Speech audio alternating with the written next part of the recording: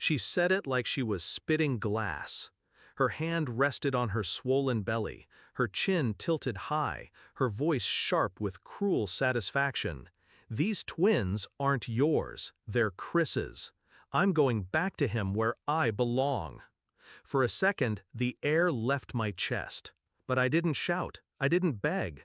I only looked at her, at the woman I had loved for 6 years, and said calmly, "I wish you luck." Her lips curled into a sneer. She thought she'd crushed me. She thought I would fall apart. Instead, I made a few calls. We met in college. She was laughter in crowded rooms, sunlight in winter. I was quiet, methodical, maybe even boring compared to her. She claimed she loved that about me, that I was steady, grounded. When we married, she swore forever. I believed her, foolishly. Looking back, I should have noticed the signs. The late nights at work that never matched her calendar, the sudden obsession with her phone, always face down, notifications silenced, the distance in her touch. Then one morning, I saw the name, Chris. Texts too intimate to be anything but betrayal. That's when I stopped being the blind husband. I didn't confront her right away, I studied her instead. Watched her lies unfold, measured her arrogance. She thought she was untouchable. That's what made my plan possible. When she announced the twins weren't mine, she thought it was checkmate. But she never understood the board I was playing on. First, I called my lawyer. I wanted everything documented, her confession, her pregnancy, the paternity question. He told me to stay calm, keep records, prepare. Second, I called a friend, one who happened to know Chris well. Chris wasn't the knight in shining armor she imagined. He was broke, in debt, fired from his last job for theft. The man couldn't hold water in his hands, let alone raise twins. Third, I called the bank. Every joint account froze, every card canceled. By nightfall, she learned the hard way that love doesn't pay for hotel suites and prenatal vitamins. 2 weeks passed. I stayed silent. She thought I would chase her, beg for explanations. I didn't. I let her new reality eat her alive.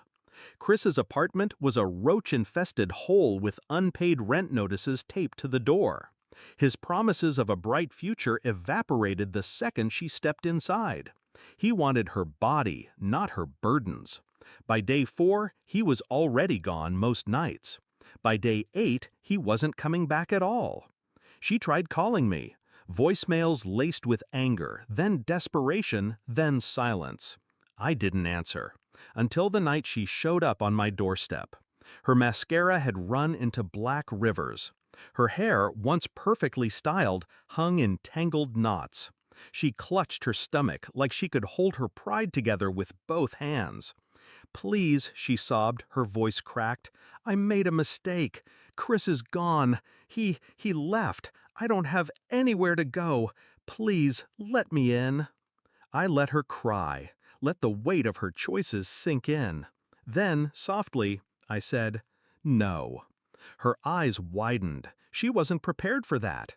She thought she could crawl back, that I'd be waiting like a fool with open arms. "You left me. You humiliated me. You told me those twins weren't mine. You made your choice." She tried to argue, but I cut her off. "You belong to Chris, remember? Go find him. Maybe he'll let you sleep on his floor."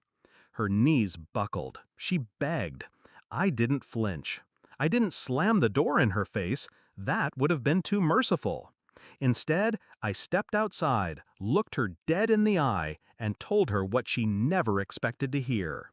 "I filed for divorce the day you left. The house, the savings, the cars, they're protected. You get nothing. And when those twins are born, the court will have Chris's name, not mine, on their birth certificates. That's the future you chose." Her sobs turned into choking gasps. She realized then she hadn't just lost me, she had lost stability, security, the life she mocked as dull but needed to survive. That was the moment her arrogance shattered. I walked back inside, leaving her on the porch. Through the window, I saw her sink to the ground, holding her belly, rocking back and forth in the cold night air. It hurt to watch, but not for the reason she thought. I wasn't mourning her. I was mourning the man I had been, the one who trusted blindly, who gave his love to someone unworthy. That man was gone. What remained was someone sharper, someone who didn't beg for respect, but demanded it. 2 weeks ago, she thought she had destroyed me. Tonight, she sat on my doorstep destroyed by her own choices. Revenge didn't come from anger.